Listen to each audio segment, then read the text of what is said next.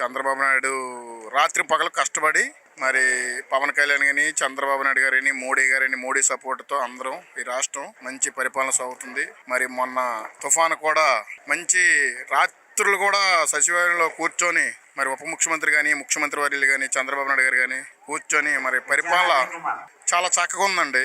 మరి ప్రతిపక్షాలు ఊగుతుంటాయి, ఏ ఒకటి పని లేదు కదా వాళ్ళకి, అట్లా పని లేదు. వాళ్ళు ఏదో ఒకటి మరి రోడ్డు మీదకి టీవీల ముందు కనబడాలంటే ఏదో ఒకటి వాగాలి వాళ్ళు ప్రతిపక్షంలో ఉండి. మరి జోగి రమేష్ అనే వ్యక్తి ఆయన కల్తీ మద్యం తయారు చేసి సొంతంగా ప్రజల ప్రాణాలతో ఆడుకుంటున్నాడు జోగి రమేష్. అలాంటి వ్యక్తుల్ని బయట ఉంచకూడదండి. కూటమి తరపున అలాంటి వ్యక్తులు బయట ఉంచకూడదు. ఎందుకంటే అలాంటి వ్యక్తుల ద్వారా మరి కొంతమంది నేర్చుకుంటారు. ఆయన ఎంబడే జైల్లో పెట్టాలని కోరుకుంటున్నాం మా ప్రభుత్వం ద్వారా. ఇంటి మీద దాడి చేసినటువంటి పరిస్థితి కూడా ఉంది. ఆయన చంద్రబాబు నాయుడు గారి మీద దాడి మీద పబ్లిక్ సిటీ చేసుకుని మంత్రి పదవి తెచ్చుకోండి. ఈయన పెద్ద ఇదేం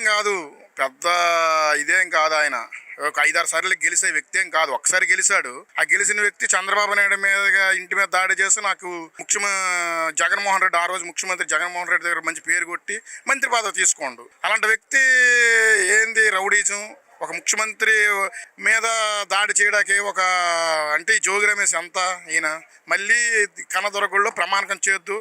ఆ చంద్రబాబు నాయుడు మాలాంటి వాళ్ళు వస్తే నీ స్థాయికి సరిపోద్ది. జోగి రమేష్ గారు మాలాంటి వ్యక్తులు వస్తే మీకు సరిపోద్ది.